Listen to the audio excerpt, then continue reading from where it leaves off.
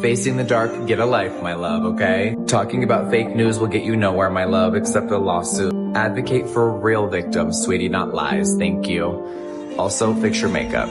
Oh, I made him mad, guys. Oh, I made him mad. Hello, my fellow concerned friends, and welcome back to my channel. Welcome back to the car. That's right. We're back out in the car today, so you guys know what that means.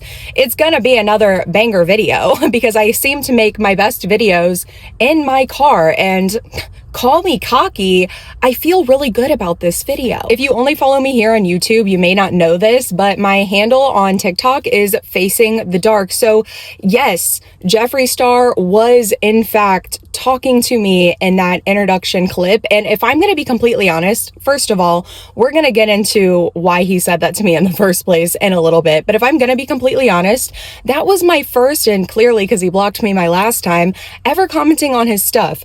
And I did not think out of all of the comments in his live, which he had thousands of people in his live, that he would see my one and only comment simply asking a question, but somehow he did. And hey, it makes for good content. So there's my introduction clip. I don't know about you, but to me, it feels like there is a lot going on in like the influencer celebrity I'm only a celebrity because I started as an influencer group, because we already have so many issues going on with celebrities anyway, not to mention politicians, okay? But it feels like a lot of attention has been focused on those influencer celebrities. Like I just recently did a video on James Charles, and literally like within the same week, I want to say the same week that I posted this video, somebody comments on one of my TikTok videos that I made about this James Charles video and was like, you know, you should do a video on Jeffree Star because he has allegations against him as well. And then they commented one of those allegations, and they said that Jeffree Star allegedly had paid a victim hush money after he had assaulted them. And I had never heard this before. Like I've told you guys, like in my James Charles video, about how when I was in foster care and I was indoctrinated into the church, I kind of in a way felt like I was like transported from Earth to a different planet, and I was completely shut out from everything that was going on in the outside world. I know that Jeffree Star is allegedly racist. I know that Jeffree Star is allegedly a white supremacist, if you know what I'm getting at. And I have to say allegedly because I don't know Jeffree Star personally. Right? Like I knew that Jeffree Star was not a good person, but I had not heard that yet until that person left that comment on my video. So I was like, okay, store that away, like the little squirrel brain that I have, right? Storing it away. But then I'm scrolling down a couple scrolls of my FYP, and wouldn't you know it, it was Jeffree Star's like cosmetic page, or maybe it was his personal page. I don't know. And I'm like, wow, Jeffree Star is live right in front of me right now. How about I just do what a good journalist does, and I just ask the source directly about these claims. So I'll put the video up here, and I'm going to probably put the video in a couple times as it pertains to what we're talking about today. But I basically asked the question, hey, I heard that you paid an alleged victim hush money. Like, what's up with that? One and only comment. Relax. Okay, here we go. Add smart automatic screen clicker. Okay, for all my babies that want to buy one, they really do help for campaigns and tapping the screen and helping your favorite creator. I don't know if there's any rule against them. I've never been told there is, so I'm going to link it right there. Oh my God, Vanna! With the iconic level up. Come on, Big 35. How iconic. Thank you so much. Good morning. Hi. Renee, you are such a gangster. Oh my God. Renee Lee with all the SpongeBobs. Thank you. That is amazing. Thank you, thank you, thank you. Thank you. Facing the dark, get a life, my love, okay? Thank you. I know. You're the problem, my love. You're the problem. Thank you. Talking about fake news will get you nowhere, my love, except a lawsuit, okay? Bye. Advocate for real victims, sweetie, not lies. Thank you. Also, fix your makeup. Guys, I never screen record anything. Ever. So thank you, past Danielle. Thank you, Danielle of lives past for screen recording that, because I'll be honest, I almost did not screen record because I was like, I'm literally only going to make one comment. I'm not going to harass somebody. I'm going to make one comment. And I was honestly at most expecting other people to see my comment and respond back and try to gather information like that. I was legitimately not expecting him to see my comment. Not like I was like, oh, I hope he doesn't see. I don't care if he sees it. I really, clearly, I don't care. But yeah, he saw that comment quick. Okay. And something that I noticed that a lot of my followers, those of you over on TikTok, pointed out as well, is his body language changed so much. He went from being so confident, asking people and encouraging people to purchase a product, to be able to like tap the screen as many times per second as you possibly can. Okay, here we go. Add smart automatic screen clicker. Okay, for all my babies that want to buy one, they really do help for campaigns and tapping the screen and helping your favorite creator. I don't know if there's any rule against them. I've never been told there is, so I'm going to link it right there. I don't go live very much on TikTok because I don't know what I would talk about on live. Like, I get so awkward on live. I can't do that. But anyway, I guess like the more you tap the screen, the more money the live makes, or like it pushes it more out to more people. So more people will buy something or send gifts or something. So he was all happy-go-lucky selling his products or promoting these products so that he can get more views, more clicks or whatever, like connecting with his audience in the way that's like, do this to benefit me. Do this to benefit me. Oh, you guys are the best. I love you so much. Do this to benefit me. Do this directly to benefit me. I love you guys so much. You guys are the best. And then out of all of the comments, he saw mine, which I thought was so hilarious. And I was caught up there. Like I was stuck there, right? Until some of you guys pointed out that he knew who I was. He was familiar with my content, like all within seconds, which I mean, like, I don't know if this is true or not, but a lot of people are speculating. And honestly, I kind of am now too, that he had to have like possibly known who I am, like my content and stuff, to have been able to know that I was an advocate for victims of assault. And also to know what my makeup looks like. Like, because like, I mean, like you can't really see my makeup in my profile picture very well. But I mean, like it is possible that he had just like clicked on my profile really quick, but I don't know. But it seems to me like he's at least aware of what I do and definitely does not want me digging into these allegations. So I did what any reasonable person would do, and I dug into these allegations. And you know, this video is not just going to be about Jeffree Star. We are talking about the President of the United States of America. We are going to be talking about the Epstein files. We're going to be talking about P. Diddy, Shane Dawson, Jeffree Star, James Charles, and everybody of the like. You know why? Because they all share one thing in common: getting away with some of the most vile, heinous, and disgusting acts a human being can perform simply because they have money and power. And this is a big key here: influence over the people. This video came up on my For You page of somebody having a very valid crash out, basically being like, cool, so we know James Charles is bad, right? And this could apply to all of the bad people: Jeffree Star, James Charles, Colleen, Ballinger, all of them, right? We know that these people are bad. There is evidence of these people being bad, alleged evidence of these people being bad. Some of these people even have alleged victims coming forward and sharing their stories. Why are they at the least not canceled? How is that possible? And also, how are they not being investigated? Can someone explain it to me like I'm slow, why James Charles still have a platform and he's not in jail? Can someone please explain it to me? By the way, very educated, but I need for someone to break this down to me like I am slow. I am not understanding it. It did not take them that long to investigate and convict Diddy. It didn't take them that long to investigate and convict R. Kelly. It didn't take them that long to investigate and convict again Bill Cosby. It did not take them that long. So I'm not understanding it. You have all of these allegations being made, people coming to the forefront, alleging that he's done all these things to them when they were 13, 14, 15, 16, any age that is not 18. Yet all is well. All he has to do is just make a little apology video, which is monetized, by the way. He's getting paid off of those apology videos because you guys are going to flock to it.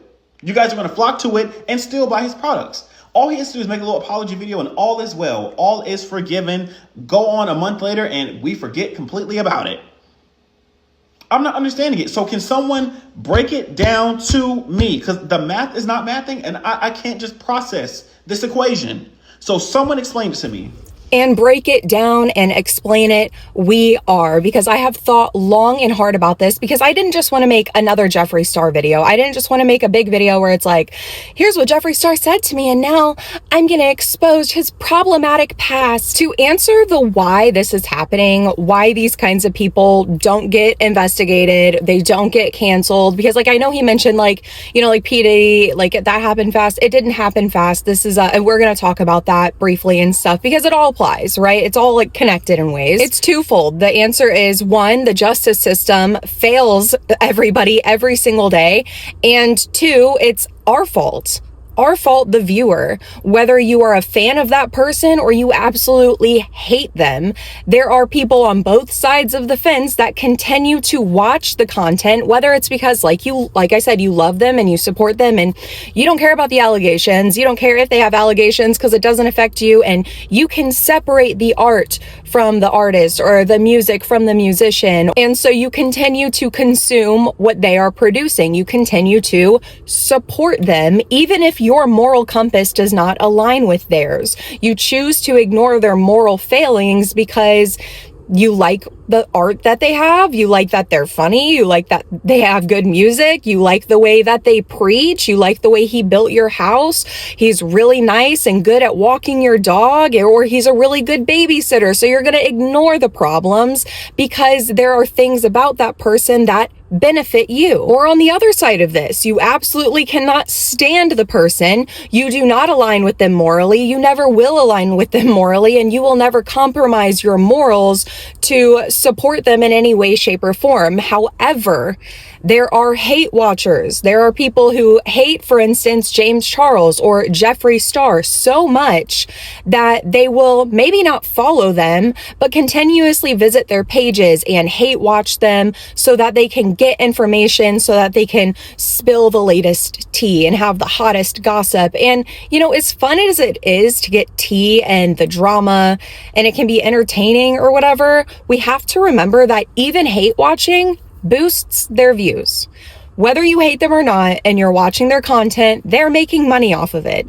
And like he said in his video, like if James Charles, for instance, addresses this for the second, third time, or however many times he's had to address this before, he is still making money off of it. Or if you're like Jeffree Star, you will threaten to sue people into silence when they simply ask a question. Talking about fake news will get you nowhere, my love, except a lawsuit. Okay. Either way, these people know that no matter what they say or do, there's going to be a large group of people who show up and watch. And this applies to way more people than just influencers like James Charles or Jeffree Star. And we're going to look at them in more detail. But I also want to take us through like some celebrities even, because like I said, the commonality that these people have amongst them is that they keep getting away with committing heinous crimes against other people, some of them children.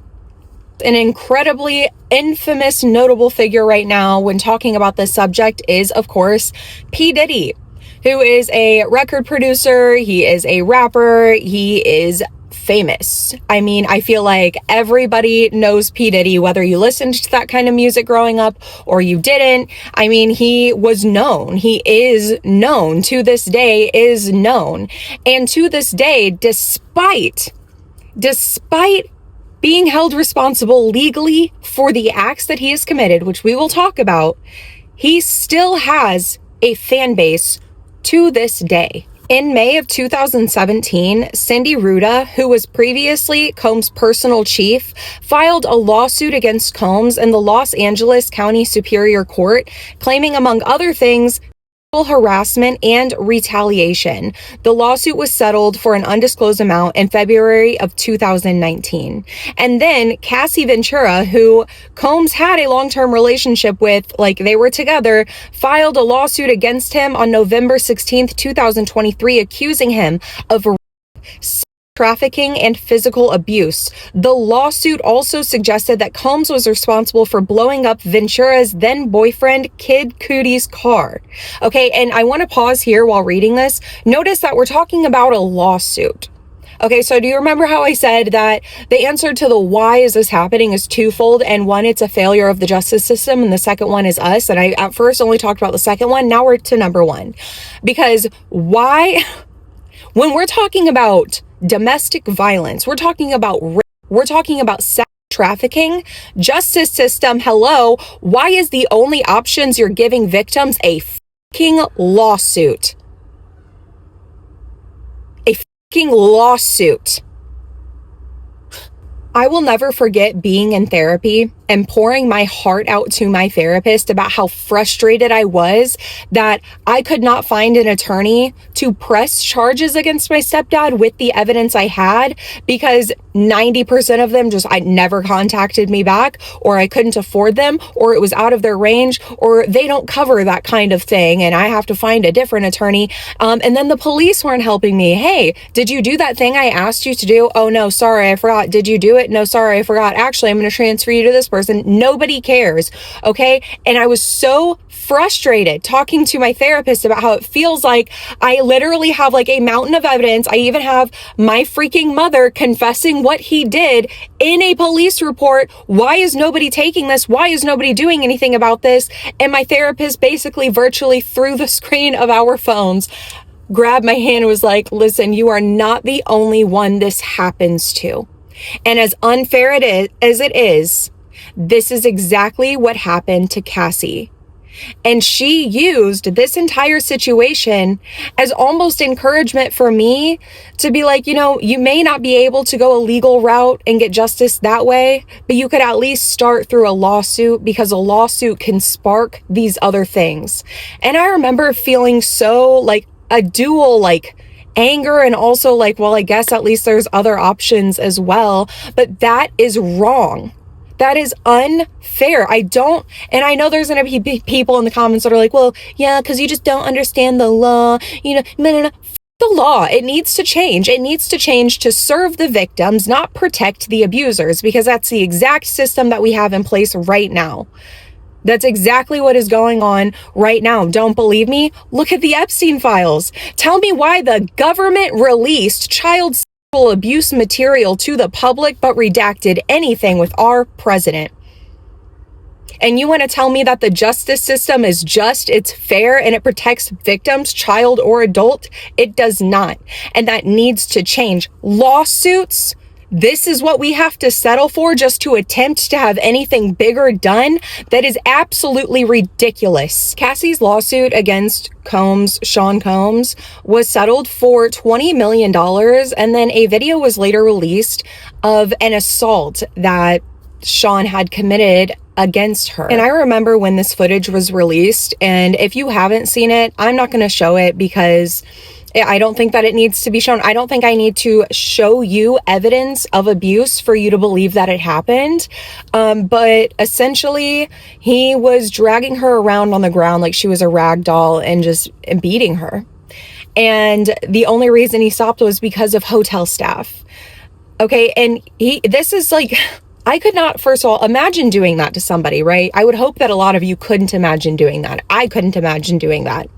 But if I can try to imagine myself doing that, and that was caught on camera and then posted online, I think I would go into hiding forever out of shame. Out of complete shame, I think I would go into hiding forever. You want to know what Sean Combs did? Gets on Instagram and is like, I'm just truly sorry. I'm sorry. It's so difficult to reflect on the darkest times in your life. But sometimes you got to do that. I was up.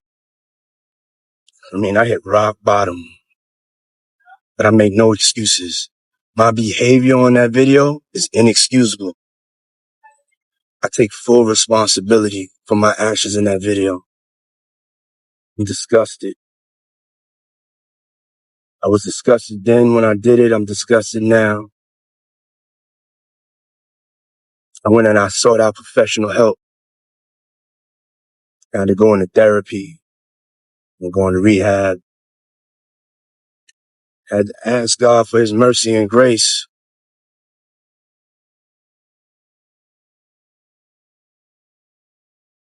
I'm so sorry. but I'm committed to be a better man each and every day. I'm not asking for forgiveness. I'm truly sorry. And then we continue business as usual. And why do we continue business as usual? Because the supporters will say, well, it's settled in court. They served their time. They paid for their actions. They took their punishment. So now we can go back to supporting them again. Or maybe they don't care. Maybe they don't care that it was settled in court. They wouldn't have cared if it wasn't settled in court because it didn't happen to them. He makes good music. Oh, he's just so cute. He's so cute. I don't know. I'm just going to separate him from what he did. You can't do that. And it's not fair to the victims of these people that you guys do that. It's not fair at all. But after this, the lawsuits just kept flooding in. More and more people were filing lawsuits against Sean Combs for very similar accusations. In November of 2023, 2 more lawsuits were filed. Gardner alleged that Combs and Hall had both sexually assaulted her and her friend in 1990. And then a Joy Dickerson Neal alleged that in 1991, Combs drugged and sexually assaulted her and shared the video of her sexual assault. On December 6, 2023, a Jane Doe, who was a teenager at the time, alleged that she was flown from Detroit by Bad Boy Records and was then gang raped by Combs and others. And when I tell you the lawsuits kept coming and coming and coming and getting worse and worse and more graphic, I am not lying. Diddy had like over 80 lawsuits filed against him surrounding sex-related crimes, also involving children, and people still supported him. People still loved him. In fact, I know you guys have to remember all of the jokes. What about all the baby oil jokes and everybody making memes about the baby oil and grown adults? So don't just tell me, oh, that Danielle, that's just kids doing that. That's just kids. No, it was not. Don't gaslight me, and don't gaslight the people who also saw the grown adults dressing up as canisters of baby oil. Grown adults making these jokes. I mean, I could probably find some and clip them in, and if I do, I will if they're appropriate. I mean, as appropriate as a joke like that could be. On my soul, the internet be saying anything. Talking about Diddy spiked the baby oil. How you gonna spike baby oil? Like, people, like, make it make sense. Okay, listen. Diddy going to jail. I don't want to get copyrighted, so wow, wow, wow, wow, wow, wow, wow, wow, wow, wow, wow, wow. Can nobody take my pride? Can nobody hold me down? Oh no, I could have asked our boy Puff Daddy for some baby oil. 1,000 bottles of baby. But that's also why. That's also what I mean by us. We don't take this stuff seriously. Even when it involves kids, we should take this stuff seriously all the time. But especially when it's involving kids, and y'all made jokes. Y'all made jokes about it. And now it's the same, those of you, now that it's somebody you don't like getting canceled for a child-related thing, now you can be like, how is this happening? Because when it's somebody that you like, you make a joke about it. And we're going to get into why that is later, so stick around. We're going to be talking about cognitive dissonance, and how that pertains to how we view relationships with celebrities, and when those celebrities fail, how we perceive fail us. But yeah, 80 plus lawsuits until he finally had his home raided in March 25th of 2024. And that's where we find out about all the baby oil and the ketamine and the drugs and the weird stuff that we saw in his house, which again, I will put stuff up that was found.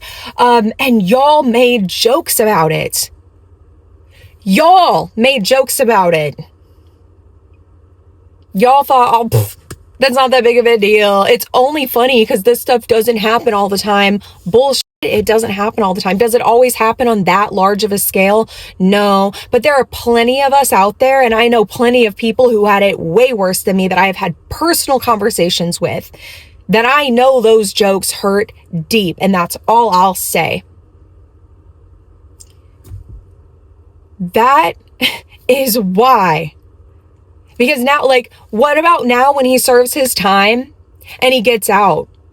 Are all of, is he, I'm not even, I don't know why I'm asking this question, because I know it's going to happen as he gets out, and then it's going to be, well, he served his time. He paid his punishment. I mean, we have to give second chances, don't we? Second, third, fourth chances. I mean, as long as you serve your time, then the justice system is perfect. And the American justice system definitely reforms bad guys. That's definitely what we're doing here. And October 4th of this year, of 2025, this has been going on for that long, of 2025, he was finally put under the jail. And for all these victims and for all these lawsuits and all of these allegations, you want to know how long he's going to serve? 4 years, 2 months. 4 years, 2 months. And maybe you're thinking, man, but he won't have any supporters. He definitely doesn't have any supporters and followers after that, regardless if he serves 4 years or 1 year. You're wrong. Literally in court, people showing up wearing black, free Puff, free P. Diddy. If you're one of those kinds of people, whether it's you're supporting P. Diddy like that, or you feel that way about James Charles or Melanie Martinez, which we're going to get into all of this, okay? What is going through your brain? Why do you think your celebrity, why do you think your influencer is different? That couldn't be, I believe it happened to every other influencer and celebrity I already don't like, but the one that I connected to and the one that I liked definitely could not have been them. And I'm asking that question. I kind of have the answer to it. We're going to get into it later, of course, like I said. And moving on from P. Diddy, we have another one, somebody that you guys have been wanting me to talk about a lot for a long time. And it seems like every day I open my phone and it's like, when are you going to talk about Chris Brown? When are you going to talk about Chris Brown? Look, guys, I am one person. I post twice a week. I am a full-time mom first and everything else second. And the reason I haven't made a video on Chris Brown is the same reason I'm not making a full video on Jeffree Star, and the reason that I am making this style of this video now. And it's because all of them are the same. Their actions all hurt people, and they all escape accountability and continue to have support. And we are all constantly asking ourselves why and what can we do about it. So I hope that if in the future there is ever another influencer celebrity again, or somebody now who you really like that does something heinous like this, you can come back to this video and you can be like, ah, yeah, that's what we do, because still applies. If you're harming people, this applies. If you're harming people and literally trying to escape accountability, like, yes, this video applies to you. But yes, Chris Brown. Guys, what are we doing? I thought we all agreed that Chris Brown was a bad guy when he did that to Rihanna. I was 10 years old when that happened. And I remember being like, oh, what? That was the first kind of like, I think, celebrity shock that I had, where I was like, wow, this person that I had like idolized in my head. Because like, especially I feel like as a kid, you look at like celebrities, and I guess like kids now, like influencers, like singers, actresses, whatever. And it's almost like they've got it all. Like they're perfect. They have everything figured out. They have to be like the shiniest diamond of all of the diamonds. You know what I mean? But it like that to me was kind of like my first wake up call. Like, oh my gosh, like, it doesn't matter if you're a celebrity or not. Like, people are just people. Because, like, I grew up in a very, you know, violent, bad home. And so it wasn't really necessarily, like, what he did that shocked me so much, because I grew up in that home that I grew up in, right?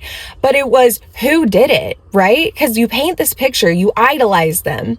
And as a 10-year-old, I remember, like, that entire facade come crashing down. And it's like ever since then, I think this might be why I have a really hard time like finding an artist that I really like music. Like it's hard for me to like really connect with like music and stuff, because, or really even like anything, like actors, actresses, like it's hard for me to like connect with like actual people now, because I'm like, at the end of the day, I don't actually know who you are. And this entire thing could just be a performance. And I don't want to feel that feeling of shock anymore. And I'm not saying that that's healthy, guys. And I'm not saying I have a healthier relationship with people online than you. I might be robbing myself of a lot of joy. I don't know, but that's just something that I've done ever since that happened, because it's like, oh my gosh, that I remember so vividly. And so I'm sitting here scratching my head being like, okay, like maybe people younger than me don't know, but especially people that I see that are older than me, sitting here getting on TikTok being like, oh my God, I can't wait for the Chris Brown concert. Like, do we not care anymore? And the answer is no. The people who support Chris Brown, they don't care. They know what he did. They have to know because the man's got it tattooed on the side of his neck. But I know his supporters will just say that it was just a sugar skull tattooed on the side of his neck that just so happened to very closely resemble a photo taken of his girlfriend that he literally beat severely. So if you don't know exactly what happened with that situation, basically Chris Brown and Rihanna were in a vehicle together driving, and Chris Brown was driving, and he beat Rihanna. He started punching her in her face, beating her face against the dashboard. I mean, like, it was violent, heinous, and she was severely injured after this. People still supported him. In fact, I remember it was almost like, I can't remember exactly anything I heard on the TV, like I couldn't tell you verbatim, but I do remember having this feeling of like, oh, I guess this is just something that happens sometimes in relationships. And maybe it was like something I was hearing in my own household. I don't know, but I do feel like there was almost like this cultural thing, at least in the area that I was from, where it's like, what's the big deal? He said sorry. He turned himself in. What's the big deal? He lost his temper. Ooh, everybody does sometimes. And that is crazy to me looking back.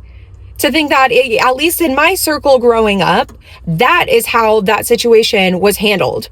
You know, like, not publicly like they handled it, but like at least socially for me, that's how that situation was looked at as, yeah, that sucks, but I mean, what can you expect him to do if he got angry? Well, what did she do to make him mad? What did she have an attitude? Like, what did she do? And I mean, people still do that. And to this day, he still has fans. To this day, he is selling out concerts. Did you know he was convicted in 2009 of felony assault of his then girlfriend, Rihanna? Yes. No. Yes. I didn't know that. Did you know he has a restraining order against him by another ex-girlfriend for threats? No. No, I didn't know that actually. No. Did you know he has been accused of rapes and further assaults? Yes, but I've heard that it's actually, they've banished it. No. And did you know that he is currently on conditional bail for an alleged bottle attack in London 2 years ago? I did hear about that, but I think the guy, I read it today, he has actually withdrawn his charges. Did you know that? You know about that one, yeah? Yeah, I knew that one. And so how does it all make you feel, you know? I enjoy his music. I think he's an amazing dancer, and what he's done, I think he's paid enough, for his problems or whatever. And I just go because I like his concert music, dancing. Yeah, I just find him, and he's pretty cute to look at. Well, sad obviously, it's horrible, but it's a one thing cool people can change. I mind my own business, to be honest. Yeah. I like his music, that's why I'm here. I've liked his music forever, and that's why I'm here.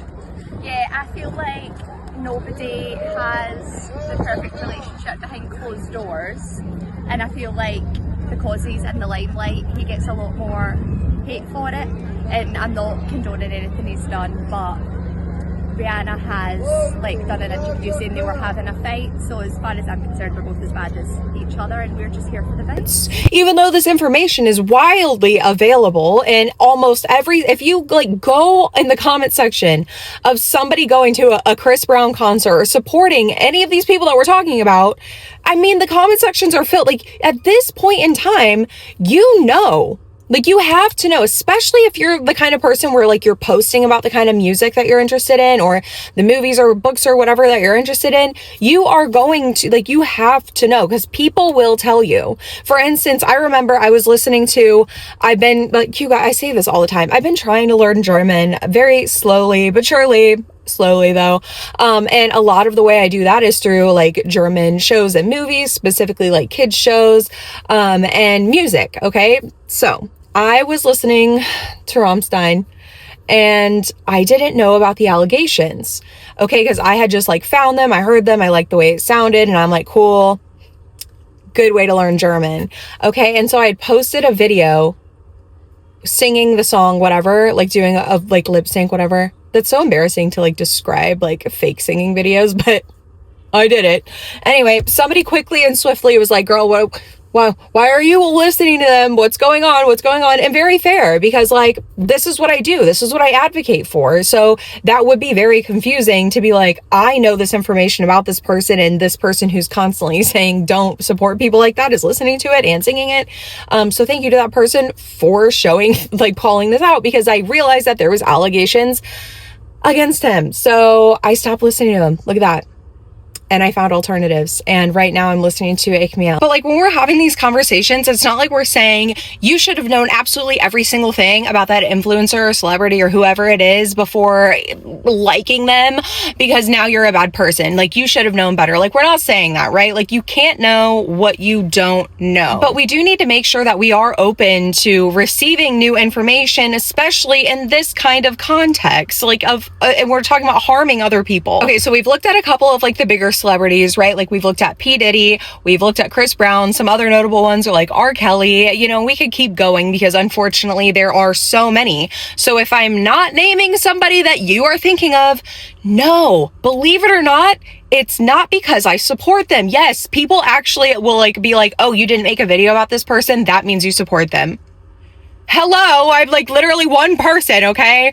No, so if I did not name somebody out of those 2 and 3 people that you're thinking of, it does not mean I support them, okay? If it applies, if the shoe fits, they can wear it, all right? And they can stick it up their own ass. But moving down to like smaller celebrities, or like I guess we could call them like influencers. I don't know, guys. I know that there's like A-list celebrity, B-list celebrity. I don't care. If I'm being honest, I don't care to know who falls under what category. This is how I'm categorizing them, okay? So people like James Charles, which I have an entire video on James Charles that I recently made. And I do just want to say something about that video too, because I feel like sometimes in the moments of making sure that I have all of my information factual for you guys, I lose a lot of empathy and humanity. And I am sorry for that. I feel like I hit really hard in that video talking about reporting. And if I'm being honest, that came from a place of defense and protection, because it is so annoying to constantly be told that your story isn't enough. But I did not speak enough about or even touch enough on how you don't have to report. There is literally no law saying that you have to report an assault that happened to you. Now, like technically, legally, people will say you should have. And my voice cracked, as a fellow survivor, that can be so hurtful because a lot of times we may not be ready to. And so I apologize if I made anybody feel like you're not valid to talk about what happened to you unless you report it. And nobody said that that's what I said, but Adam McIntyre mentioned me in his video, which, hi Adam. Thank you for that. But just kind of like hearing myself through a different perspective, I didn't like how I sounded. And I want you to know that if you want to share your story and you never want to report it, you are valid. If you have reported it and nothing happened with your case and you want to keep talking about it, you are valid. And also right there with you on that one. If you have reported it and you got the best, decision ever and that abuser is never going to see the light of day again, then you're valid. Talk about it. But I feel like sometimes I get so caught up on trying to be like, I guess like legally correct, that I miss a lot of humanity in that. And I just want to say a genuine apology if I made you feel that way. I am genuinely sorry. I have been made to feel that way, and I did not intend to make somebody feel it like that if I did. And genuinely from the bottom of my heart, I am sorry. For the smaller celebrities, James Charles, I made a whole video about him. So you guys can go watch that video if you want to know like all of like the what he did stuff. But he groomed and talked to minors. I'm not even going to say allegedly, because he on his own made his own video admitting to this. Okay, that's what he did. But if you want to know more, click right here. You can watch my video, or over here, wherever it's gonna be. But like, despite everything James Charles has done and what he has literally admitted to, he still has a huge fan base who are openly and happily supporting him. And if you don't believe me, take a look for yourself. Baby, that's my brother. Like, I know Dada, and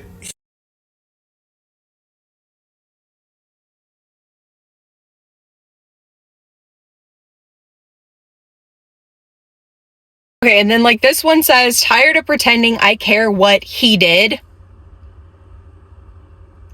She says, I'm tired of pretending like I care what he did, and what he did is groom and entice minors. Okay, I love James Charles. He's so amazing. The OG, hilarious. He's gorgeous. I watch him every Friday. Coca-Cola, hello. Okay, but then you go to her comments, all right?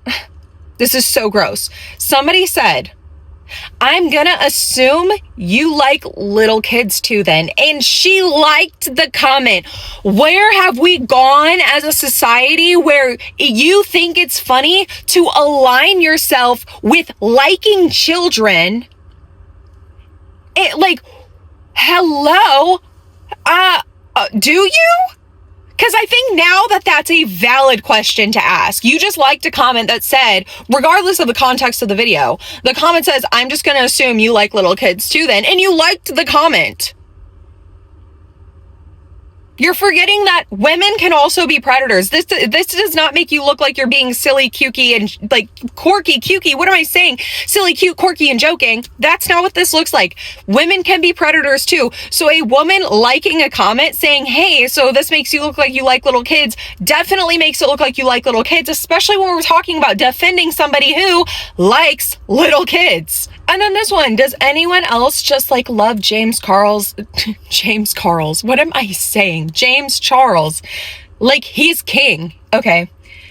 Top comment. Everyone hates him, but I can't. Cool. Like, looking at the comments, you got your normal like fans, and then there's James himself, and then finally this got me blocked on his main, and it's the PDF file comment. I'm not the kind of person who likes someone for being involved in controversy. And then somebody else responds, mind you, the controversies we're talking about is him talking to minors and sleeping with someone's abuser. Okay, yeah, people just don't care. That's what it falls down to. Fans like James Charles fans that like Jeffree Star's fans, Chris Brown fans, P. Diddy fans, you guys, and I'm talking to you specifically, you excuse this behavior by saying, oh, but he's funny. But James is so funny. He's so funny. He sings so bad on purpose. He's so funny. He dances like a robot. He's so funny. Jeffree Star is so funny because he just insults people whenever he gets mad. And that's so funny and cool. It makes him seem so intelligent and smart and worth my time. Like, I could keep going. Like, oh, Melanie Martinez just sings so good. I don't care if she never even experienced anything she's talking about, because it speaks to my soul. Oh, brother. Oh my gosh. We're going to get into the cognitive dissonance later, but it literally pains me. It pains me. People literally, yes, are still fans of James Charles. Melanie Martinez. Oh my God, Melanie Martinez. She speaks to my soul. I relate to her music so much. If you want to know all of the ins and outs of Melanie Martinez, I literally listened to all of her albums. I listened and watched the music videos, the movie. I mean, I dove deep. I listened to her like unreleased music, all of it. And I made a video about it, and I will link it up here. And I suggest you guys go and watch that as well if you want to know everything. But to put it to you short, she's predatory. Period. And like, I don't even know where to start or where to end with it. But I will tell you one good place to go besides my video is and down in the description, I will have Timothy's statement linked there. Speaking out against my abuser ruined my life, and I'd like to talk to you about it. I'm going to be reading something I wrote. It's not particularly well written, but I just needed to collect my thoughts. Whether you know who I am or not, I ask you to please listen to my story. If you do recognize me, then you haven't heard from me in a couple of years, and that's because I was effectively run off the internet. You also may have heard that I admitted to lying or that it was proven that I lied. Neither are true. Speaking out against my abuser ruined my life. Here's how we got to that point. During the Me Too movement, I chose to speak out against a former friend who had essayed me. I was young, naive, and could never imagine how this would end up affecting my life. I believed that as long as I told the truth, things would turn out all right. I was very wrong. After my initial statement, describing in detail what happened, my abuser issued a statement in response. She used the sentence, "She never said no to what we chose to do together." While I did say no, in many different ways, this sentence was actually quite validating for me to hear. She clearly didn't understand how consent works, and she admitted that something took place between us. I wish it ended there. I made the mistake of doing an interview with Daily Mail. While being interviewed, they asked for more specific details, like when the incident took place. It'd been around 2 years prior, so I didn't remember the exact date. What I did remember was a picture I took the next day. I went back in my camera roll, found the picture, and told them the day of the incident was the day before. Unfortunately, I was wrong. The picture in my camera roll appeared multiple times. I can't explain why. When the interview came out, her fans went back in her posts to that date to find that we were in different states. If you've never heard my story before, you might at this point wonder, why would that matter? She admitted something between you took place in her statement. I agree, and this is just one of the parts that drives me crazy. After this discovery, she released a second statement, in which she thanks her fans for researching the timeline and analyzing past Instagram posts which reveal my false statements. Unfortunately, this was enough for 99% of her fans to take what she said as truth and deem me a liar. The complete contradiction of her statements meant nothing. The events after this are so much and so overwhelming, it's hard for me to recount. She ended up releasing essentially a diss track about me, with lyrics perpetuating the idea that I lied about all of this for fame. I was a small musician at the time, and after speaking out, gained tens of thousands of followers. While there were some supporters, the majority of the followers were people who actively hated me. I suddenly had thousands of hate accounts dedicated to me, thousands of dislikes and negative comments on all of my music, and completely ridiculous fabricated stories of me being posted online. I really hoped it would die out and people who liked me would stick around and I'd be able to move on with my career, but it never died. Anything I attempted to do was infected with this story. Googling me results in many first-page results calling me a liar. The people who hated me took it upon themselves to ruin every opportunity for me. Partnerships with brands, modeling opportunities, they were all flooded with comments saying I lied about SA. In addition to this, my home address, phone number, and family's phone numbers were all leaked. I became so discouraged with my own music career, I essentially stopped. I started doing SW in an attempt to regain some autonomy, but that was taken from me as well when people who hated me hacked the account. I was just trying to move on. My adult content was being spread and mocked by the people who hated me. Every single one of my social media accounts was hacked, including my email. The only thing they didn't get into was my bank account. I was given the classic fuck the haters advice, but until you're bombarded with the amount that I had to endure, you really can't imagine how it would affect you. It was just so much louder than any amount of support I was receiving. As you can imagine, my mental health was and is majorly affected by this situation. And while I wish I was the type of person with the confidence to say fuck the haters and stick it out, I'm just not. I'm sensitive and not self-confident and never have been. And this made it so much worse. It got to the point where I could no longer put up with the abuse. Holding on to this public image was no longer worth the pain, and I deactivated all of my public accounts. In doing this, I also saw this as completely giving up on being a musician. I couldn't put myself through the public scrutiny anymore. So that's where I've been the past couple of years, in private. It was a huge relief to no longer be bombarded with the amount of hate I was receiving every day, but now I'm stuck with the after effects. I imagine every day the life that I could have lived if this all hadn't happened. Would I be the musician I always wanted to be? It's kept me in a complete freeze state. I won't go into too much detail about how much I've been suffering the past couple of years. Frankly, it's embarrassing. I wish I could move on. But I've never wanted things to be over more than I have now. I've been in partial hospitalization programs and attempted to regain any semblance of confidence and hope for my life, but I can't shake that this is the wrong timeline for me. I didn't do anything wrong. I spoke the truth. If you're familiar with my story, you may have also heard that I admitted to lying, and I can assure you that never happened. There were photoshopped images spread around of a confession that never happened because I have nothing to confess. I never lied. You may have also heard that I accused other celebrities of this, which I can promise you never happened either. There's so many other terrible things that people have made up about me that I'm not going to dissect and defend right now. But I was successfully gaslit into thinking I was a bad person who deserved this. I am so scared to speak out about this again. There's a high possibility that I won't receive any support from this, and people who hate me will target me again, and I go back into hiding. I ask that if you are someone who is under the impression that I lied about this, to please hear me out. Please think about her contradicting statements. Please realize that there's no one on earth who knows what happened that night besides me and her, and even the smallest possibility that I could be telling the truth should be enough for you to not want to risk ruining an innocent person's life in this way. I'm completely exhausted from begging people to believe me for years now. I'm not sure what I'm hoping will come from this. It's gotten to be quite humiliating to beg people to care. But if you haven't heard my story before, thank you for hearing me, and I could really use your help in rewriting the false narrative of who I am and what happened to me. And I stand with Timothy and I believe her. But there are still so many of you who don't believe Timothy, who don't even see anything wrong with anything Melanie has done at all. The age play, the dressing like a child, the doing provocative things while dressing like a child, the way, like everything. Like I have, like I said, a whole video on this. Go watch it, okay? All of these go hand in hand with everything, and yet people still make excuses to this day.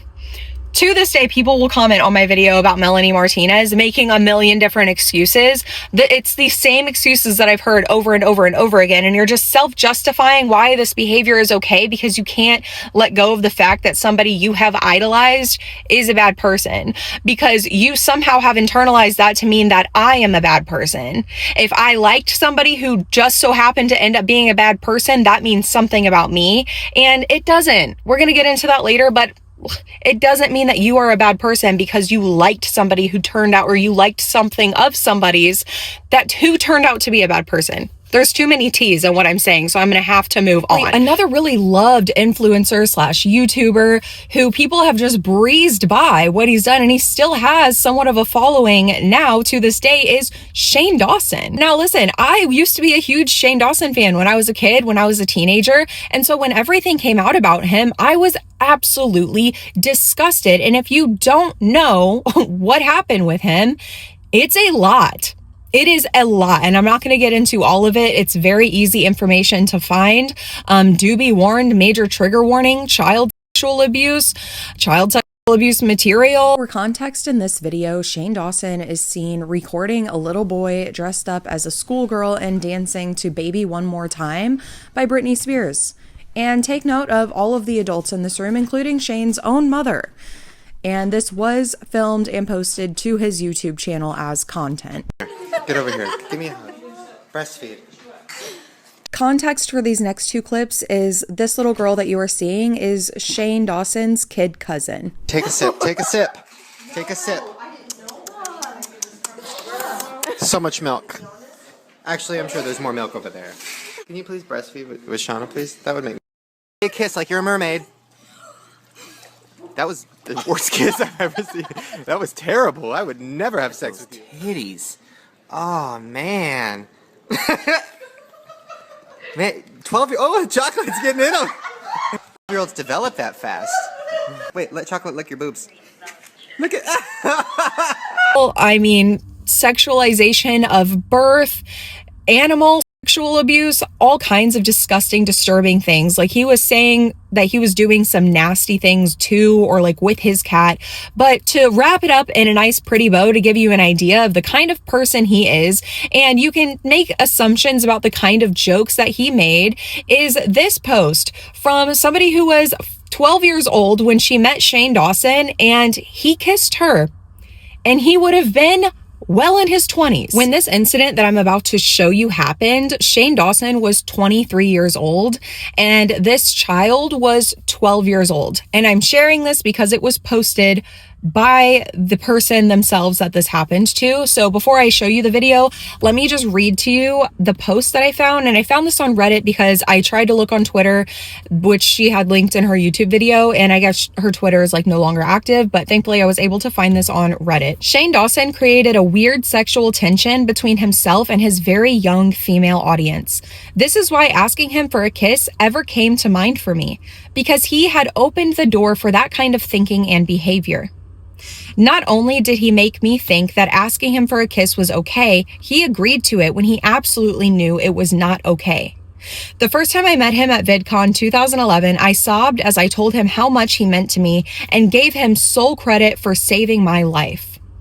October of that same year, after having recorded the kiss at another meet and greet, he asked me to tweet him the video of it as he wanted to put it in one of his own videos.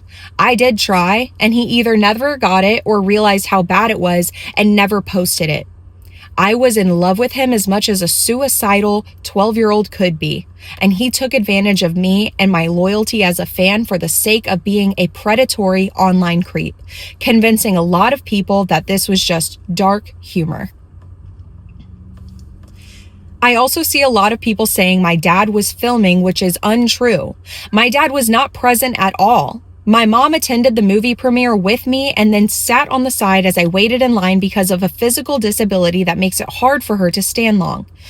Tony Valenzuela of the YouTube channel Black Box TV was filming and taking photos for fans that night. So a couple things to note before I show the video is I was actually the same age as her at this time. I was also 12 in October of 2011.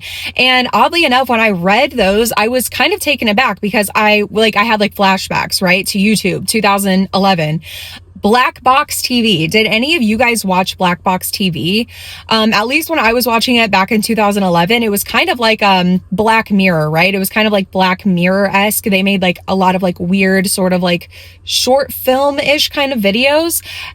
So hearing that, it's like, wow, like it really just goes to show how many people could have stopped this. They could have called it out. They could have prevented further things from happening, and they just didn't, because this person with Black Box TV, which was a very, very popular and very successful YouTube channel in 2011, literally recorded a 23-year-old man kissing a 12-year-old girl. And I want you to think about that for a second, okay? Because the kiss that I'm about to show you was definitely not the kiss that I was expecting to see, although any kiss between a 23-year-old man and 12-year-old girl is inappropriate. Okay,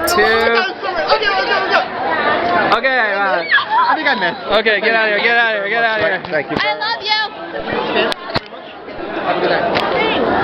you. Literally straight on her mouth. Like, that is absolutely crazy. And he didn't look uncomfortable.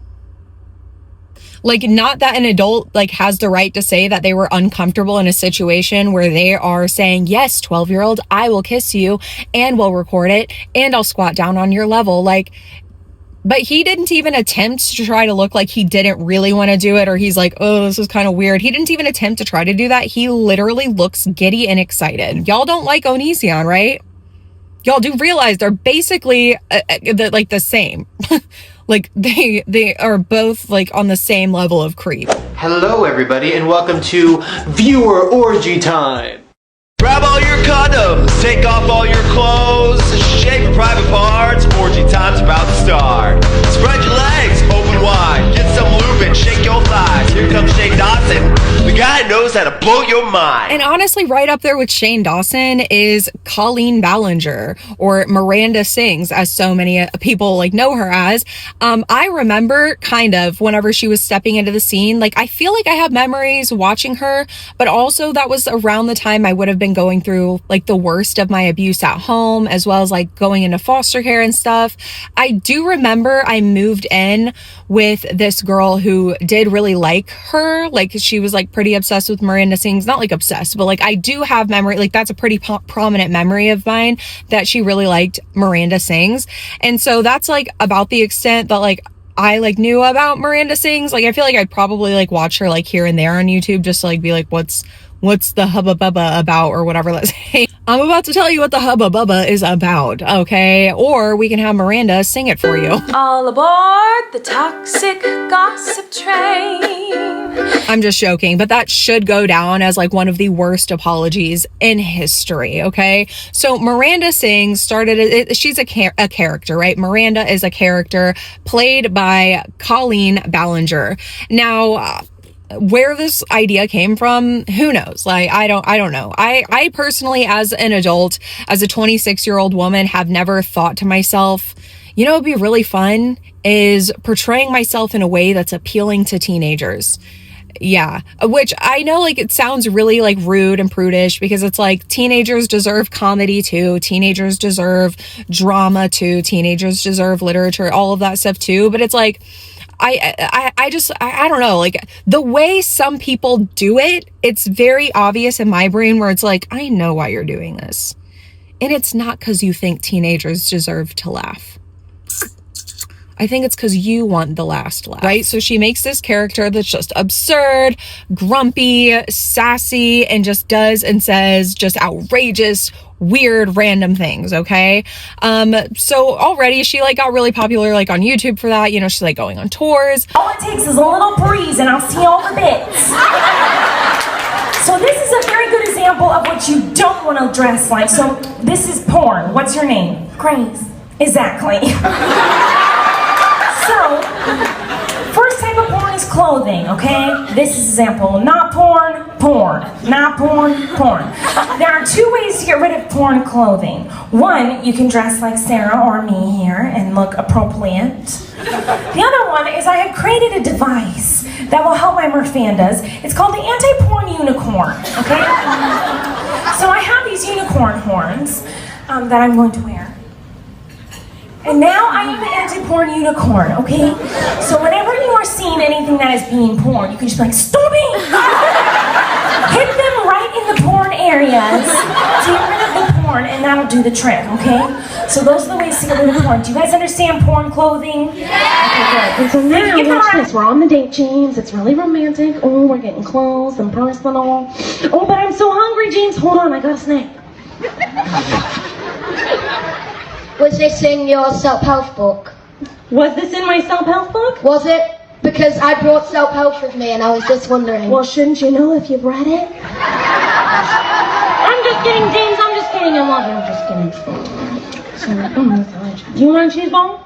I'd love them. I can't believe I'm reaching in there right now. Something really big and notable that stands out to me that's like, wow, yeah, this pretty much sums up what the whole goal of this entire character was her book. She had come out with a book, and in this book there's like a lot of like, the whole thing is weird, but like I just want to show you guys like a few of the pages that I was able to find online. So here's one of the pages from the book, and you can see, mind you, this is marketed to kids. So kids book, right? Marketed as a kids book. First date. Movies. The nice thing about movies is it's quiet, so it's a great place to talk and get to know each other. Uncle's house. Very private place where you can play with your daddy saddle. Okay. Conversation topics. Yourself. How many kids do you want? How much money do you have? What diseases run in your family? What types of yarn? Oh, types of yarn, whatever. Do you mind genital warts?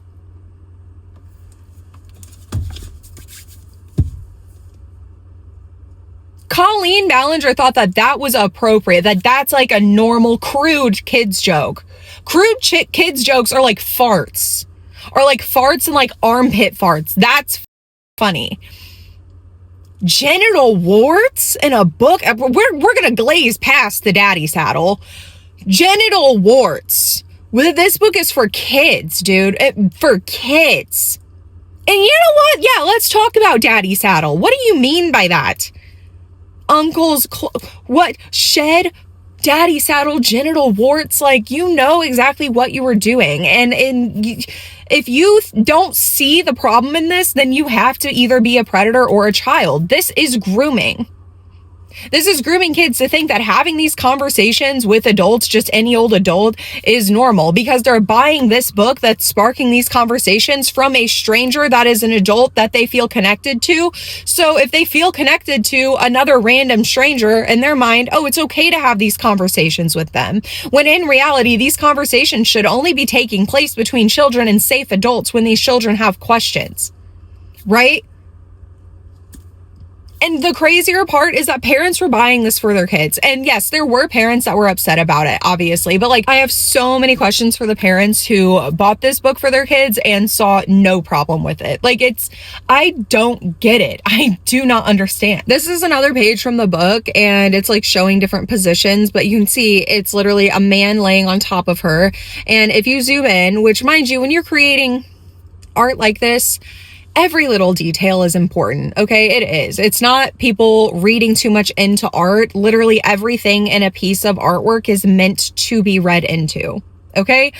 But she looks terrified. Like, she's like, her palms are like face down, almost like she's like grasping like at the trampoline. And even her feet, if you zoom in on her feet aren't relaxed. She has purposely positioned her feet in a tight flexed position with a terrified looking face called the uncle, with her uncle like laying on top of her, like genitals on genitals. And now you could argue and be like, oh my God, Danielle, a kid's not gonna notice that. They're just noticing she's laying down and he's on top of her and she just is making that face because like she doesn't want her on top of him. Yeah, that's exactly what she's implying. Now take it a step further. What do you have to be willfully ignorant, like genuinely, and stop being obtuse on purpose. Stop it. You're literally killing your own brain cells. Like, do you care about your own brain health? Like your own growth? Stop being ignorant on purpose. You're only hurting yourself and your kids if you have kids. She also on stage and on her YouTube would frequently talk about porn with kids. Okay. And yeah, like porn with kids. For instance, she had like Maddie from Dance Moms, and Maddie also worked with Sia, which Sia, honestly, put her on this list too. Okay, let's just add her to the list as well, because what was that? Genuinely, Sia, what was that? Hello. She had this little girl in a skin tight nude colored leotard dancing very closely with a grown man in a bird cage. Girl, come on, you know better. You had to have known better. But anyway, Colleen has Maddie come onto her YouTube, and I'll like have it be playing right here, and I'll like show you the clip in a second. But basically she's wearing the leotard and she's calling it porn. She is calling what this child did porn. Almost underneath it. Okay. You were being very porn. I could see your entire arms and entire legs. It was very tight on your body. It looked like skin. But it's like art, you know? Art is when you paint something. Oh. So it was not art. It was just really porn. So next time wear clothes underneath. Let's see. You're not supposed to do that. You're a child. I'm just working on it. And now I think that Sia exploited a minor. Okay, that's how I'm viewing that. I would never look at a child who was exploited and say, you did porn. And I get it. It's a character, Danielle. Stop being such a prude. Stop taking everything so serious. It is serious. It is, because what do you mean? In what world is that appropriate? And then like later on, she's like making this face, and then Maddie makes the face and she's like, oh my God, you can't do that. It's porn. And then it comes out that she has been interacting with and talking to minors, has a whole group chat with them all, talking about slumber party this and slumber party that. This is not appropriate. What was like the first thing that made you feel uncomfortable where you were like, this is not okay? Was when she really started opening up to me, and it was about like the abusiveness of the relationship. Right. She would make jokes about like her sex life with Josh, his size. I messaged one of my friends. You know, I'm 14. I've not had a kiss yet, and I'm like giving like relationship advice. My friend was like, you know, she is your friend, and you know, whenever your friend's in need. But I still went ahead with it because I was so happy she was talking to me, but all she was talking to me about was that. This is not appropriate, and yet to this day, she has defenders. To this day, she has supporters. To this day, there are people saying it's not that deep. What she did isn't even that bad. And I have to ask you guys, What is that bad to you? Does a child have to be forcibly held down and violently assaulted before it's that bad to you? Or can we all agree that just attempting to entice a child to do anything with an adult is too far? If your intention is to come online and be entertaining to children with the intent of trying to gain access to said children, can we agree that that's where you're done? You're off the internet. You don't get access to groom people anymore. Can we agree with that? Because like, what is too far for you guys? Seriously.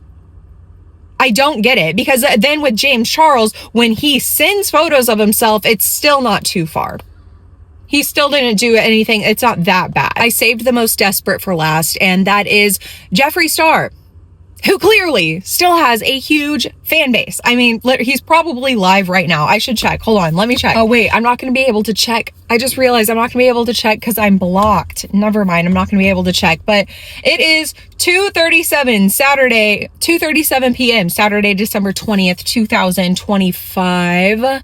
Is he live right now? Because it would not surprise me. And I guarantee you, if he is live, he is begging for clicks and views and for you to buy something that may or probably may not be one of his own personal products. Now listen, okay, I want to take like a side note here and talk about TikTok Shop, because sometimes I also promote TikTok Shop products sometimes. I hate even using that word promote. It's more like I find something that I'm like, oh wow, I legitimately could use that. That would better my life. And then if they let me request it as a sample, I request a sample, and sometimes they give it to me. So then when they give it to me, I'm like, here it is. And if it doesn't work, I will tell you guys if it doesn't work. But if it works, I feel awkward like promoting. So I'm just like, here it is. It's good. Yeah, it's good. I'm not good at it. I'm not good at promoting. So, but it is so cringy to me whenever I see huge like influencers or like celebrities like Jeffree Star getting online, and like, it's like one post will be like, look at my lavish lifestyle. You peasants could never. You guys could never. Look at all of the stuff I have, honey. And like, that's like one video. And then the next, it's like, tap the screen as many times as you can. Give me every last penny you have. Send me roses, because aren't roses like worth like 1.01 cents or something like that? I don't know. And like, I'm not hating. Like, if you go live to make money, go live to make money. I'm talking about people like Jeffree Star, where it's like one post, it's like, I'm so rich, I can afford everything. And then the next post, he is literally begging people who are nowhere near as well off as he is to fund his lifestyle while claiming to be funding it himself. Like, it's, the irony is incredible. And it's also even more incredible that right before he calls me out, he's literally doing just that. I mean, look at the clip again. He's literally tap the screen, buy this, buy that. When it comes to Jeffree Star, there are a lot of allegations against him. I don't even know where to start, but Business Insider released this article, and I think that they did a really good job being able to kind of like summarize all of the allegations and everything. So I can't tell when this was posted. I'm sure I'm just like glancing over it, but I'm going to have it linked down below in the description, like I have everything else. And also, if you are enjoying this video so far, don't forget to like, to subscribe, comment, and share, and ring the bell, or however YouTubers usually do it to try to grab your attention and make you subscribe and follow along for more. But no, for real, if you're liking this video, please engage. Let the algorithm know, because I put a lot of work into this one, okay? And I'm trying to make it as cohesive and easy to understand as possible, so I really appreciate your support in that way. And also, I would really like to know your guys' thoughts so far down below in the comments. Please give me all of your thoughts. Let me know what you're thinking right now, because I know that this is a lot to take in and handle. Makeup mogul Jeffree Star is one of YouTube's biggest celebrities. Vibrantly androgynous with cotton candy wigs and head-to-toe tattoos, he has leveraged his penchant for stirring internet drama into a multi-million-dollar cosmetics brand and amassed 40 million social media followers, many of them teenagers. They avidly consume his makeup product reviews and tours of his $14.6 million Hidden Hills, California mansion, and have helped launch his status as one of YouTube's top 5 earners with an estimated $17 million in revenue from the platform in 2019, according to Forbes. But Star, now 34, built his beauty empire out of the success of an earlier career as an electro-pop musician during the internet's MySpace era in the late 2000s. He was known back then Lynn as a scene fixture whose merchandise appeared in Hot Topic stores and who performed at the Warped Tour concert series. The online persona Starr cultivated during that phase of his career in his early 20s was shocking and violent at times, with public videos of groping episodes and racist outbursts. An insider investigation suggests that it wasn't all an act. Several former associates say Starr engaged in violent and abusive behavior on multiple occasions during the late 2000s, including multiple allegations of sexual assault. 4 people who spoke with Insider said Starr groped men around him without consent. I met Steve. How was your show? You're not nice to me. I knew it was big. 5 people told Insider they personally saw Starr using a close-range stun gun or other tasing devices to hurt and intimidate people around him. And 5 people told Insider that in 2009, Starr used a taser on a homeless teen who had rejected his affections in a movie theater. That teen later stayed the night at Starr's apartment and told Insider that Starr gave him Ambien until he was intoxicated and forcibly performed oral sex on him without his consent. Several people and publicly available internet posts corroborate key components of the former homeless teen's account. In several letters to Insider, Starr's attorney denied allegations of physical and sexual violence and questioned the reliability of Insider's sources.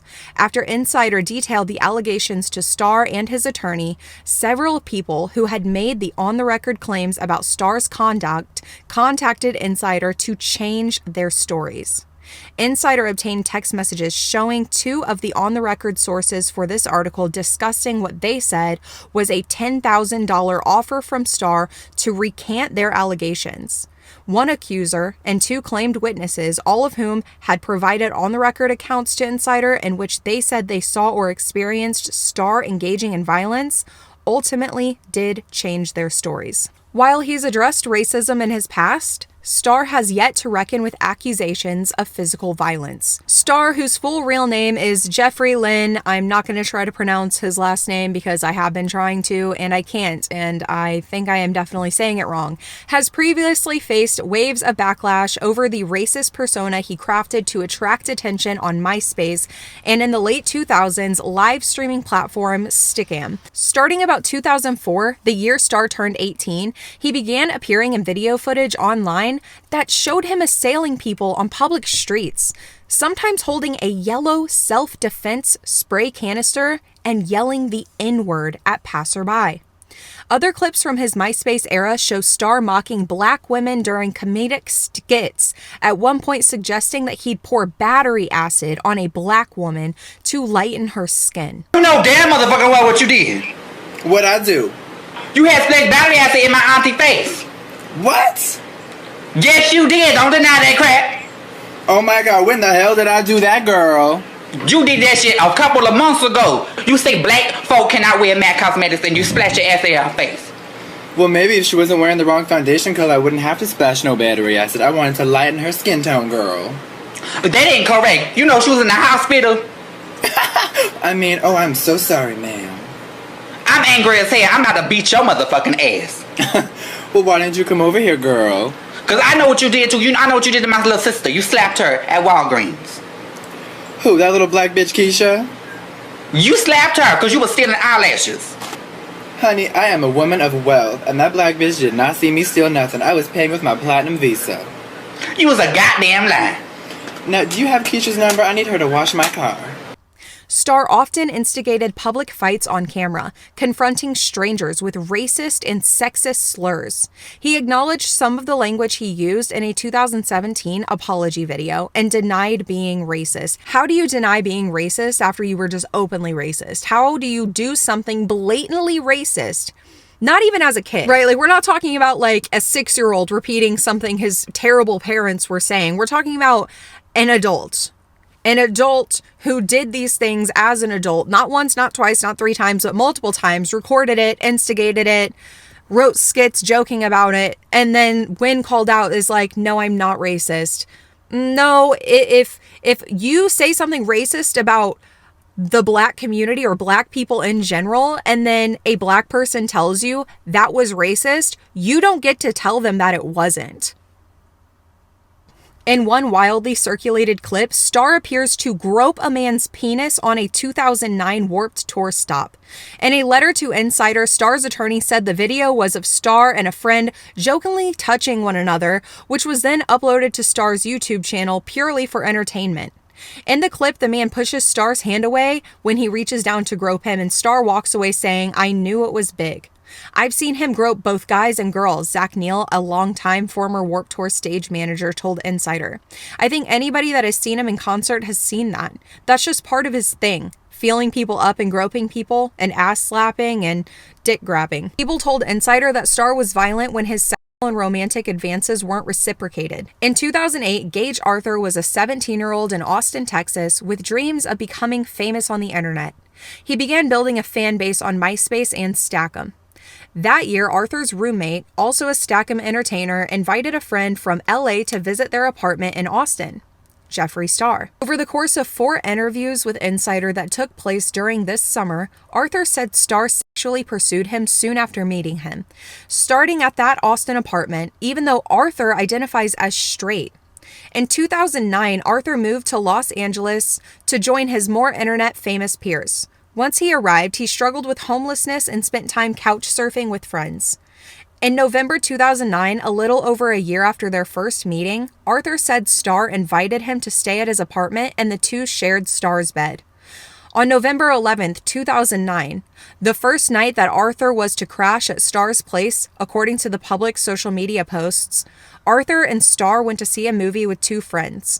During the film, Arthur said Starr tried to hold his hand, but Arthur resisted.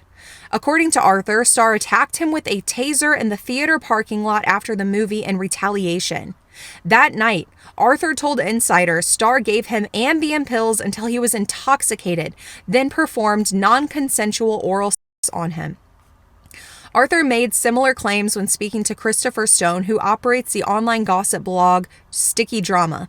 In August, Stone published a post headlined, "Jeffree Star drugged, tased, and raped me," about Arthur and Starr's relationship. In it, Arthur repeated the same sexual assault and tasing allegations. Jeffree sucked Gage's under the threats of force and actual use of force, i.e. the taser, as well as Gage's incapacity from drugs, Stone wrote, citing his interview with Arthur. Starr's attorney described the Sticky Drama post to Insider as false and defamatory. Although Stone told Insider that neither Starr nor his attorney responded to his own requests for comment. More than a month after the post went up and after Insider asked Starr for comment on it, Starr's attorney sent Stone a cease and desist letter asking him to take the post down. According to a copy of the letter reviewed by Insider, Starr's attorney likewise denied Arthur's claims to Insider, saying Starr has never tasered or drugged anyone for sex. 3 weeks after Insider first asked Starr for comment on Arthur's claims, Arthur sent a text message to Insider saying, "Hey, his lawyers called me." 5 hours later, he followed up with an email saying, "I'm not sure I'm remembering stuff correctly, and I may have misinterpreted things," adding, "I'm retracting our communications." The next day, Starr's attorney sent a letter to Insider making it clear that he was aware of Arthur's effort to retract his statements. Since then, Insider has obtained text messages written by Arthur in which he told another person contacted by Insider for this story that he changed his account, and Jeffree Star has agreed to pay you $10,000 if you choose to do the same. Several people corroborated key components of Arthur's initial claims of assault. Before Arthur changed his story, Insider corroborated much of his account with multiple people, including several on-the-record interviews with friends and witnesses. Social media posts referencing the allegations have also circulated online over the past 10 years. Arthur's former roommate in Austin confirmed to Insider that Arthur was 17 when Starr first visited the apartment they shared, and he verified Stick'em footage depicting the 3 men together during Starr's trip. The footage shows Starr kissing Arthur for about 25 seconds. Starr was 22 at the time. Gage.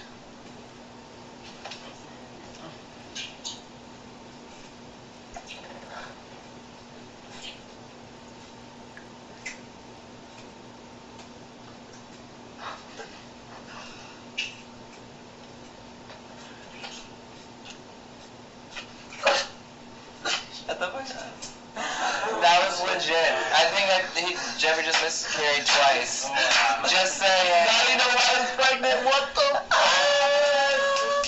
Okay, bye. And remember, Arthur Gage would have only been 17. Some of the events surrounding Star and Arthur's trip to the movies on November 11th, 2009, when Arthur was 19, and Arthur's subsequent stay at Star's apartment were publicly documented on Twitter. On the night Arthur would sleep over at Star's apartment, they went to see The Box with 2 friends. That night, early in the morning of November 11th, Star posted on Twitter that he was going to the movies with Arthur and 2 other friends. In the morning, he posted a selfie with Arthur, captioning it, "Just waking up."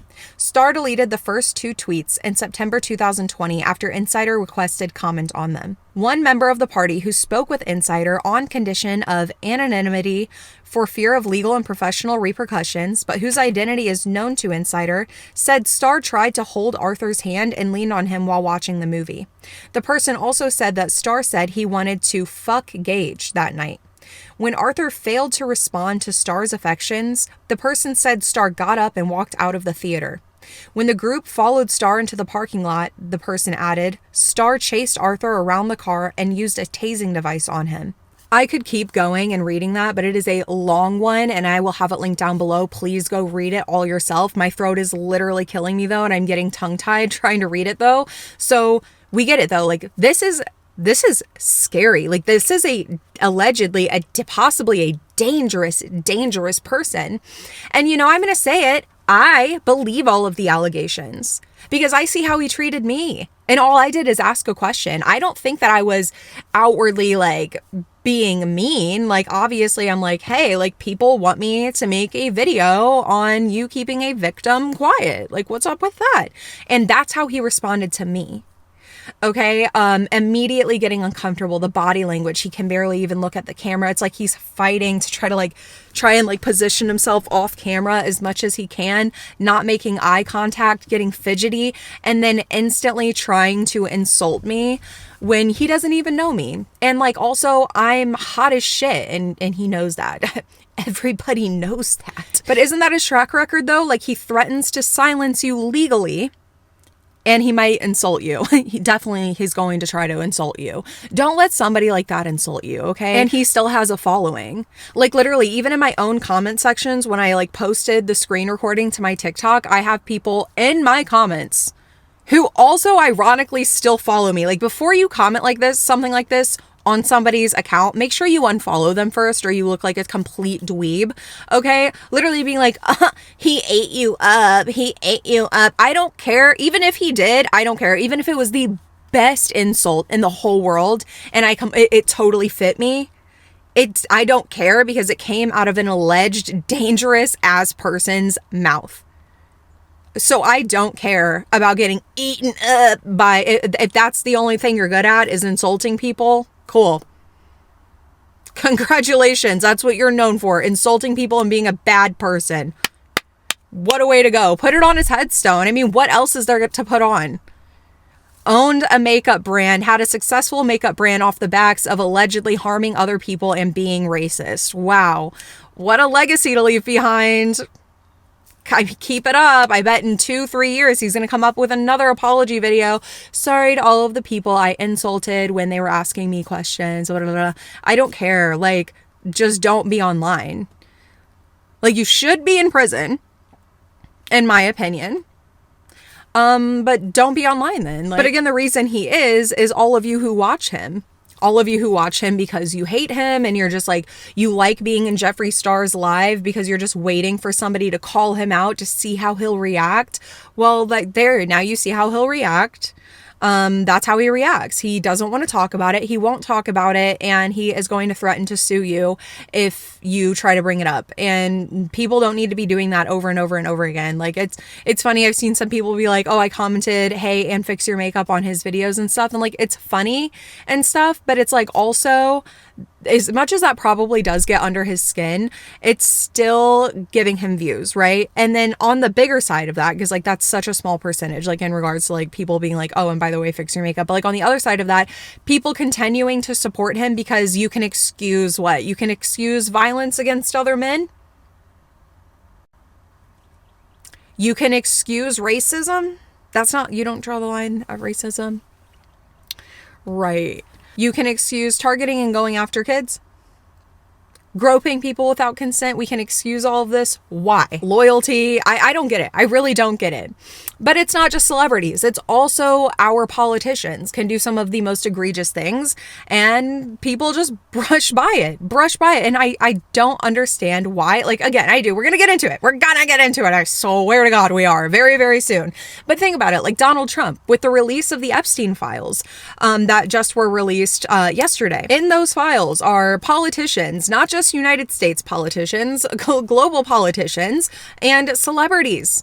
Okay? And even though these files have been released, there still will be people who will find ways to justify and defend why a celebrity they like are in those files. And speaking of the files, by the way, I know I'm going to get people who are going to ask, are you going to cover the files? Are you going to make a video on it? I'm not. It is too triggering for me.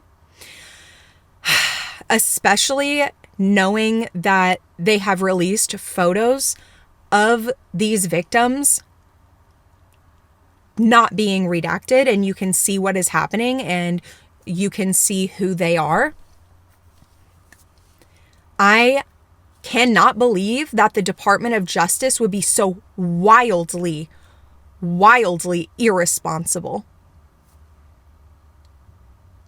I don't know how that is allowed. I am terrified for these victims. I beg you, if you go look at the Epstein files and you stumble across it, don't fucking post that. And if you're going to post it, I've seen people on TikTok sharing this stuff and posting the fucking pictures. What are we doing? We know what's in them. We don't need to be further sharing evidence of these children's abuse. It is enough in the transcripts and stuff, right? We don't. If you need to see it, you can go to the Department of Justice. Why are we downloading these pictures and then re-uploading them onto our platforms for content? These are real people.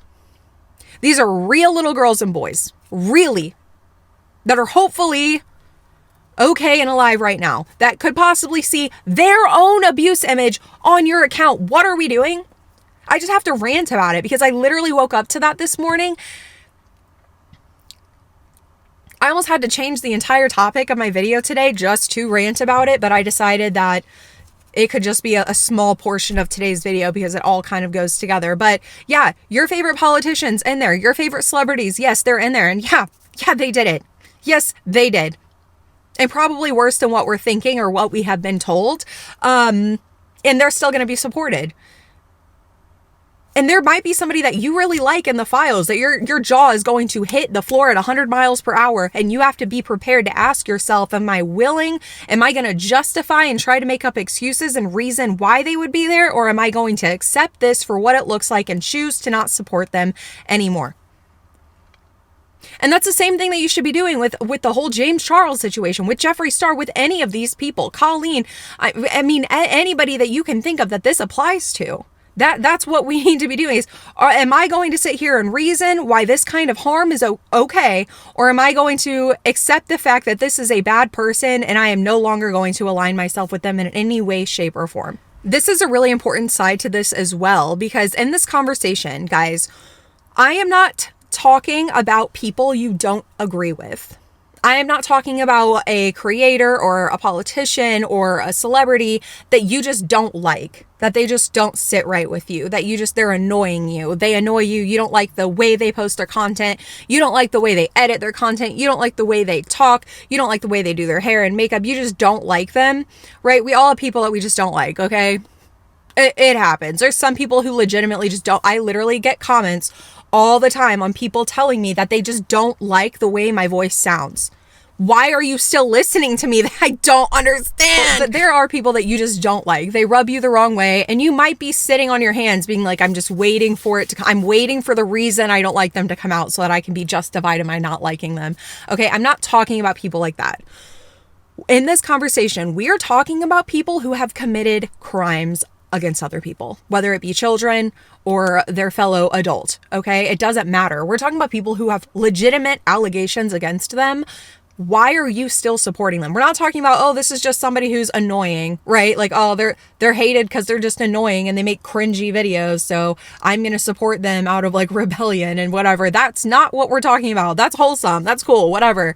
We're talking about people who have legitimate allegations. We have people who have victims coming forward, sharing their stories, and you're still choosing to not believe them and support somebody who is a bad person. Okay, we need to stop doing that. You need to stop reasoning to yourself why and how it could be wrong. And you need to stop making excuses for somebody who you don't know.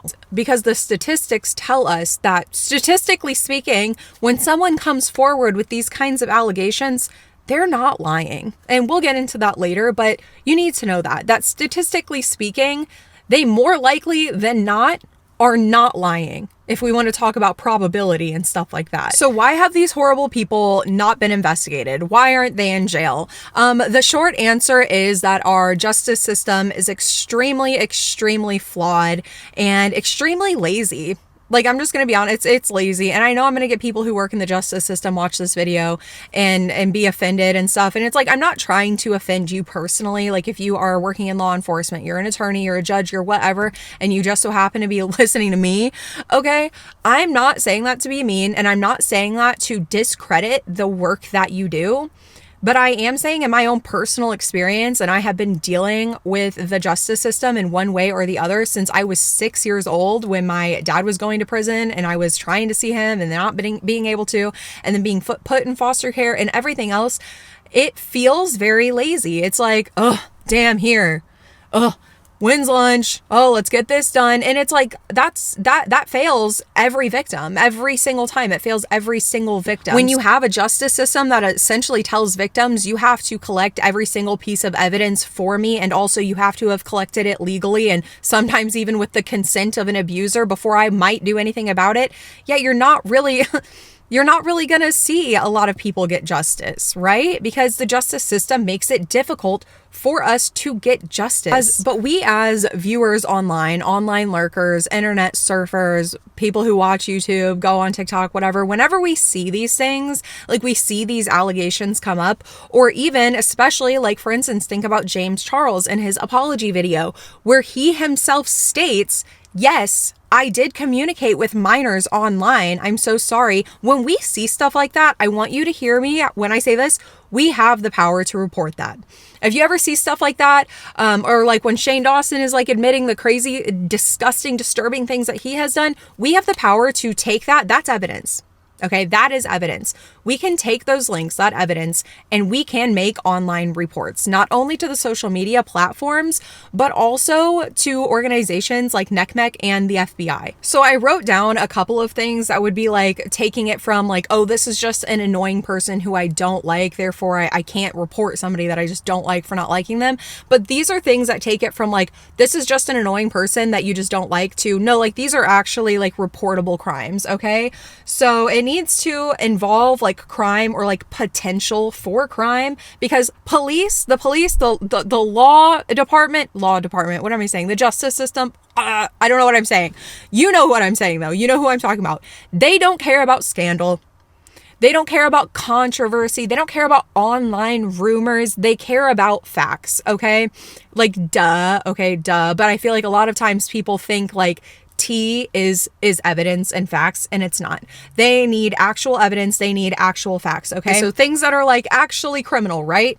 Actually communicating with a minor, which could be like requesting inappropriate content from them, sending inappropriate content to them, flirting, directing the conversation in a sexual manner. It could also look like trying to lure minors off of one platform to other platforms. So think about like Roblox, right? Like how many instances have there been with Roblox where children are lured from Roblox to servers like Discord or like other platforms like Discord, or like in the case with James Charles, Charles, where he had lured kids from TikTok over to Instagram or over to Snapchat, or from TikTok to Instagram to Snapchat.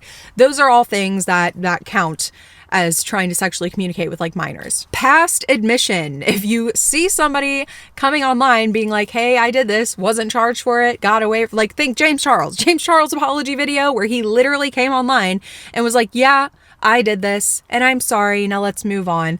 That's literally admission, and you can absolutely report on that. Another big obvious one is possessing, sharing, distributing, etc., child sexual abuse material, or even things like revenge porn. This is not just applicable to child related stuff. Like revenge porn absolutely also falls into that as well. And also a victim's online statement asking for help. Like if a victim is coming forward, sharing their story and saying, hey, help me get this out here, I want justice for myself, that is absolutely the time to hit share, copy link, over to the FBI, right?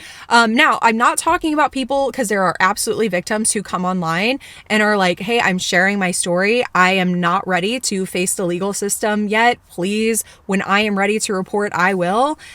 Don't report for somebody, okay? And I'm not talking about kids. Now, if like you saw a video of a 13-year-old or like a 14, 15, 16, 17, like a kid come online, it's talking about, hey, I am being abused, but I just want to talk about it. I don't want help.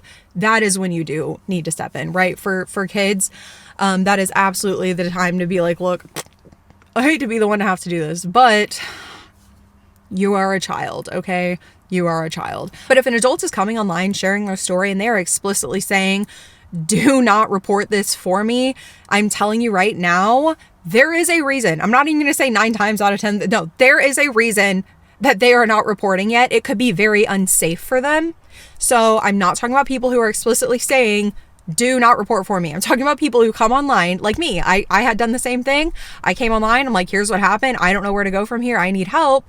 And I got a lot of great advice. And yeah, thank you guys for that, by the way. But that's who I'm talking about. Okay. You can use that as evidence and be able to submit that to places for reporting purposes. I also wrote down what you can report, because I think that this is very important, because I think a lot of people do a lot of very dumb things from a good place. And if you come across this kind of stuff, I do not want you to inadvertently get yourself into trouble by just simply trying to help. So my number one tip, don't download anything. Okay, you sometimes don't know what you're downloading. If you see something on TikTok, if you see something on Instagram and it looks shady, it looks questionable, it doesn't even have to be from an influencer, right? Like how many of those shady, weird, random videos will you get on your FYP where it's like, this seems weird? Or like I have seen a lot where it's like an adult child, like kind of an account, except think like Ren Eleanor style, something like that, but like they won't be like super popular. You can still report things like this. Okay. So what you can report and what you can submit on these reports are things like direct links. So like the link to a website, if it's a website that you came across that needs to be reported. If it's a TikTok, you can share, copy link the TikTok video, the YouTube video, the Instagram post. You can even share, copy link Instagram URLs as well. Names, you can submit names. And yes, that can include usernames, bonus points if you have the usernames as well as the actual name. Another really big one is exact timestamps. Say there's a video that's like an hour and a half long, right? And at minute marker 53 is when this creator admits to this crime.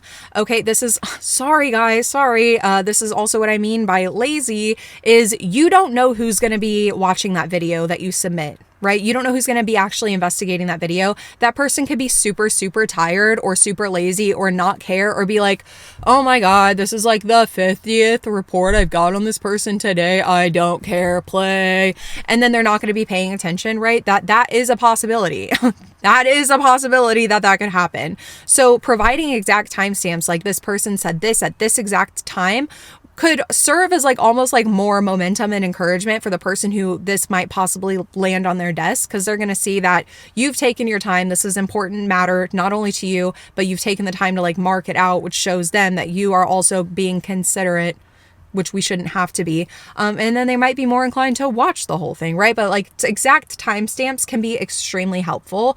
Also screenshots and screen recordings if you have to, like if you can't share, copy link it or something like that. And also written statements or explanations of what was seen, not opinions, not I saw this and it made me feel like. No, it's like I saw James Charles' video that was posted on this date and time, and at this point in time, he said this, like that. I'm also going to put in like a little screen recording to show you guys exactly how to make a report like this yourself through the FBI's cyber tip line, as well as NCMEC, so that if you ever happen to see something like this, you'll know what to do exactly to be able to make a report and hopefully get that thing investigated. And remember, we only need to be using, sites like this, like NCMEC and the FBI tip line, if it's an actual crime. You do not waste these resources on people that you just don't like, on people that are just annoying. Like, you only use these things when a crime has occurred. And you got to make sure it's a crime, right? Like, your opinion on something is not necessarily a crime. We're talking about when crimes occur. Otherwise, they get bogged down and they don't care, right?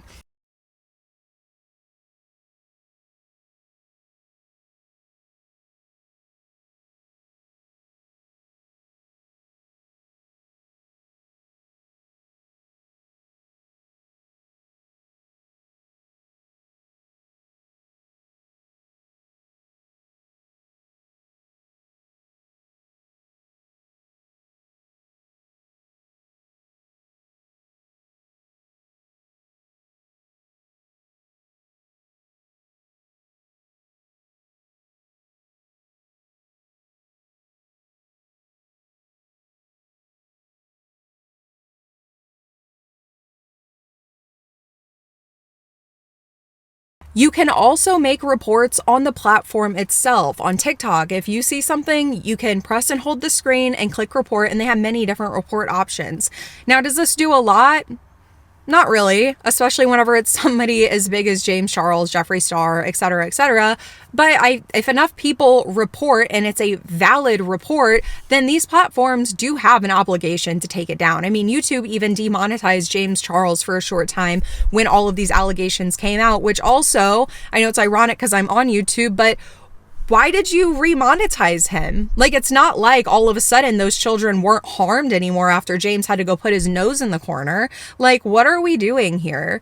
So you can also make reports on these platforms and let these platforms know, hey, you are platforming a dangerous person. You are platforming somebody who has a history of, for instance, with James Charles. I know I keep going after James Charles, but like, for instance, with James Charles, literally using your platforms to target minors and traumatize them. And yet you're still allowing him on your platform. And yes, you can report things, even if it's old news, even if everyone already knows. I get so sick and tired of seeing people be like, this is so old. If you didn't already know this, then you're just blah, blah, blah. Like, trying to shame people for not knowing something that they didn't know before because the internet's always, like, it's always been out there. It's always been readily available. You don't know where somebody is in their life to have stumbled across James Charles, Jeffree Star, Miranda. You don't know. They literally could be coming out of a Christian cult like I was, right? And genuinely not know. So whenever you see somebody talking about an influencer, celebrity, politician, whoever it is that has done something like this,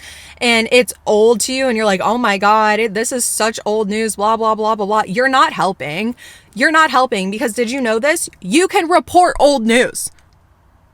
You can report it even if it was a long time ago. Because guess what? If it hasn't been investigated yet, it hasn't been investigated yet.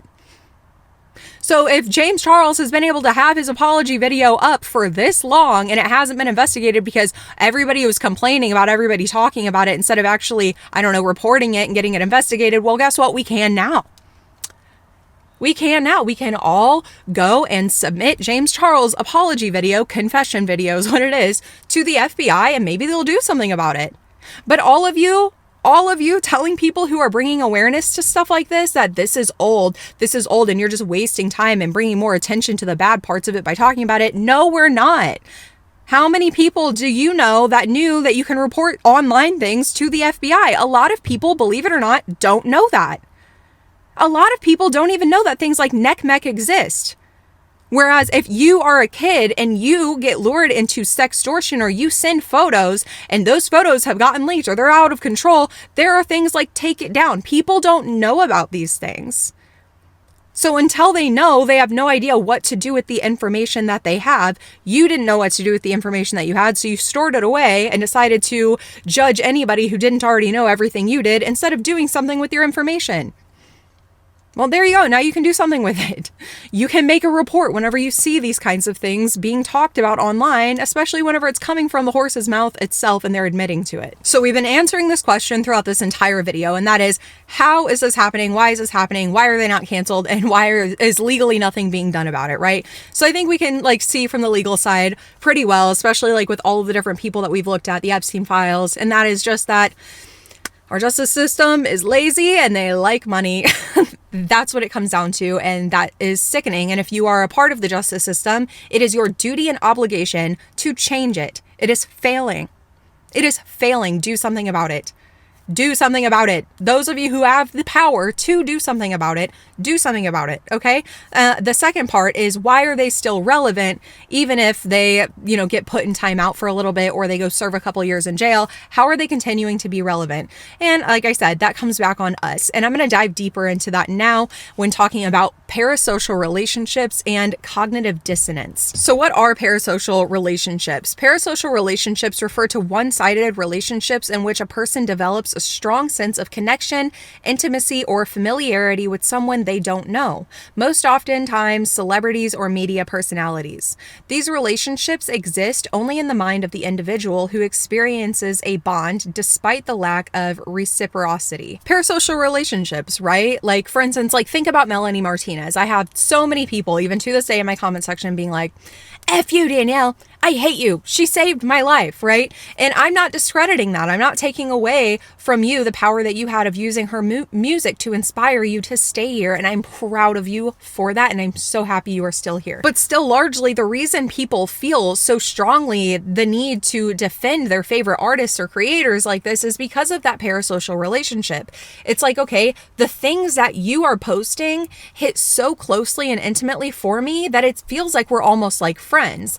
And if you think about it, that's not fully like a bad thing. I mean, that's how we draw connected to our favorite characters in TV shows and movies and books. But it definitely can be a bad thing because you almost see yourself in that person. And therefore, if that person does anything wrong, you kind of feel like you have to defend them because in a way you're defending yourself because you would never do that. So surely they would never do that. It must be a lie. But in talking about parasocial relationships, I think it's also very important to bring up the fact that there is a difference between having a parasocial relationship and just kind of being a fan of somebody. And Psychology Today also touches on that. So let me read that to you as well. What is the difference between being a fan and being in a parasocial relationship?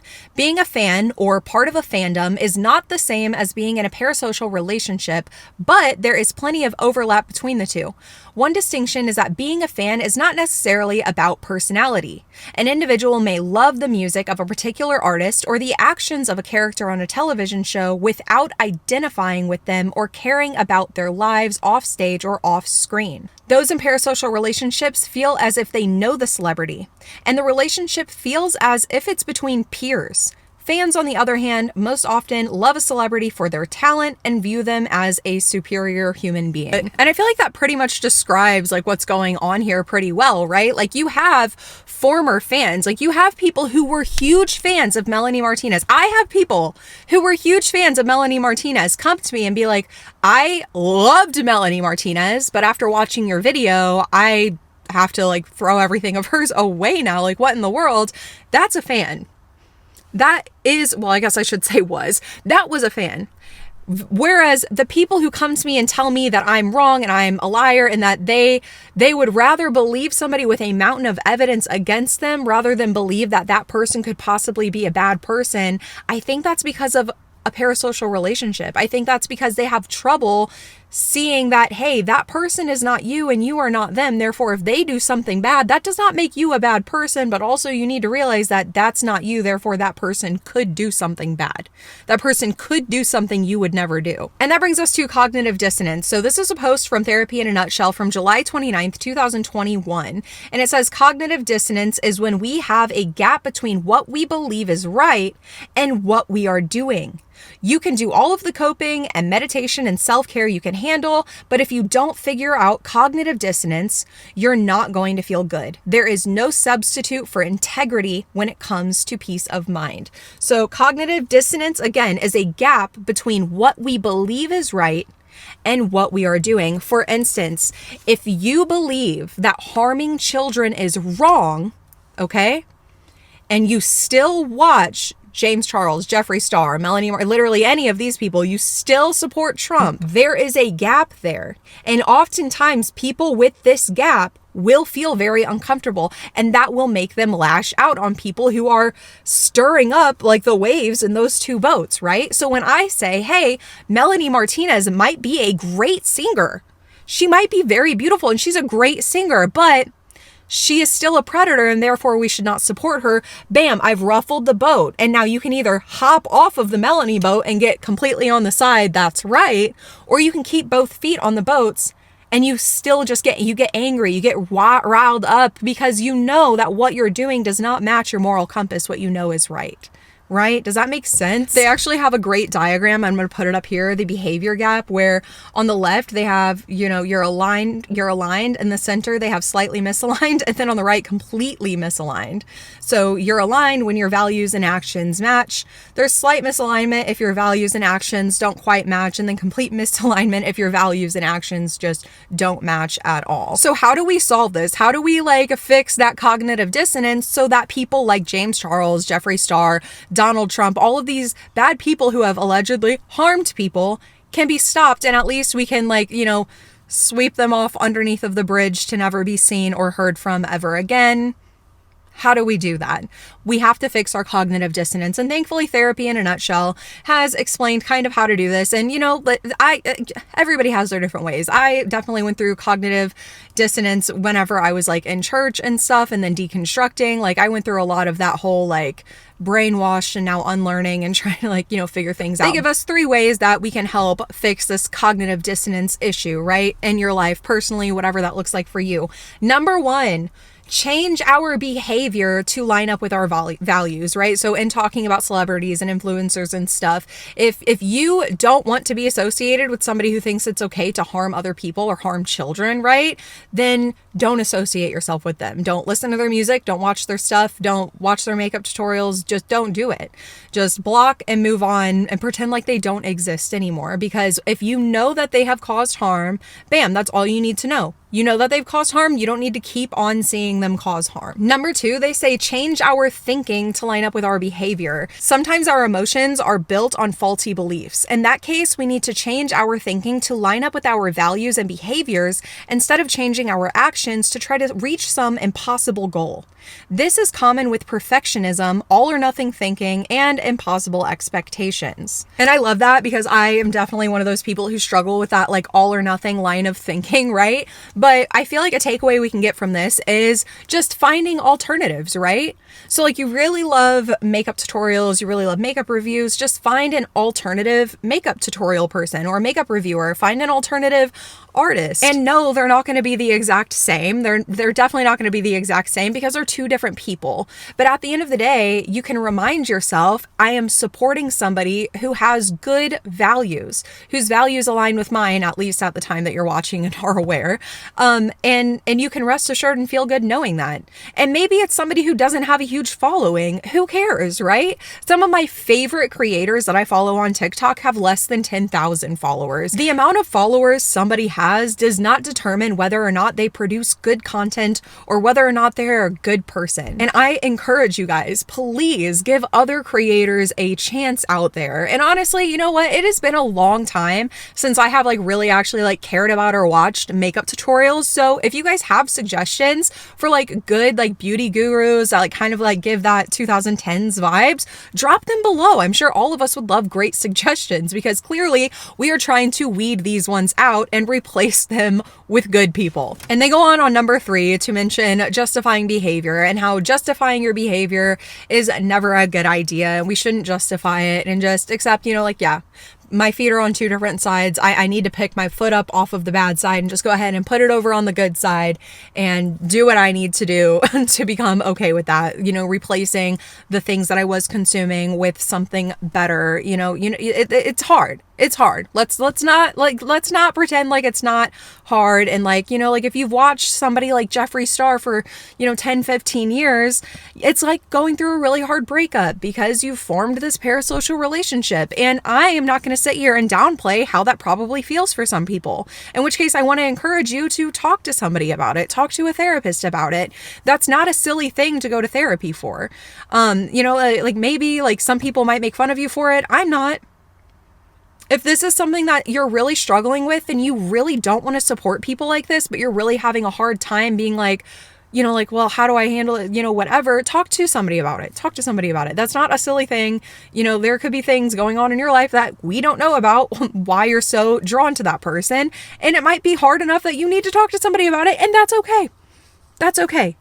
But also everybody drop comments down below for like alternatives of all of these kinds of people so that people have alternatives to go to. And if you're still supporting people like this and it's not because you're watching the train wreck and it's not because you're struggling with a parasocial relationship, cognitive dissonance situation, then I'm only left to believe it's because you're just that kind of person who just doesn't believe victims until you see hardcore evidence that they were victimized before you could ever assume that somebody you like or somebody you're friends with could be a bad person. In which case, I just have to tell you, you are largely a part of the problem. I will leave the study linked down below, but according to the National Institute of Health, some of the number one reasons that victims don't ever even come forward to try to receive justice are as follows: fear of retaliation, not being believed, fear of victim blaming, and our unjust system.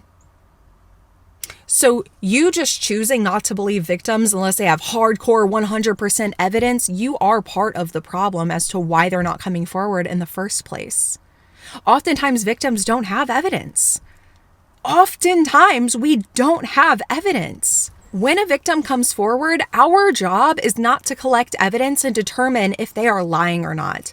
That is the justice system's job. When a victim comes forward and they're sharing their story or they're asking for help and support and guidance, whether it's support and guidance on how to heal or support and guidance on how to navigate the justice system and the legal system, they are not asking you to determine if it actually happened or not. The only job we have as the people being the outsiders looking in and hearing it and seeing it is to support them. Or leave them alone. If you're not going to support them, then leave them alone.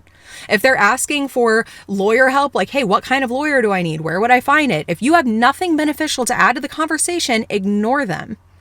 But if you can help them, help them. You know what I mean? Like, I don't understand why people feel entitled to be the judge and jury when you don't know them and you don't actually care. And it's so sad to me how few people care because, like I said earlier, according to statistics, people who come forward are more likely than not lying. According to the statistics, which I will read to you right now. I got these from RAINN, which is the Rape, Abuse, Incest National Network. And they say 98 of perpetrators walk free, okay? For every 1,000 sexual assaults, 50 reports lead to arrests. Out of 1,000, 50 lead to arrests. 28 cases lead to felony convictions, and only 25 perpetrators are sentenced to incarceration. Wow. Wow, and you don't want to believe victims. You would rather believe that a celebrity that does not know you and you don't actually know them, you would rather believe that They're telling the truth when they say everyone is lying rather than believe victims when they come forward. And a lot of them even have at least some proof, and that's still not enough for you. Imagine if it happened to you, to your friend. Imagine if somebody in your family came forward with a story like that. Are you not going to believe them? You're not. So to wrap this all up in as nice of a bow as I can, because this is, I think, my longest video I've ever posted. How do we get them investigated? We report.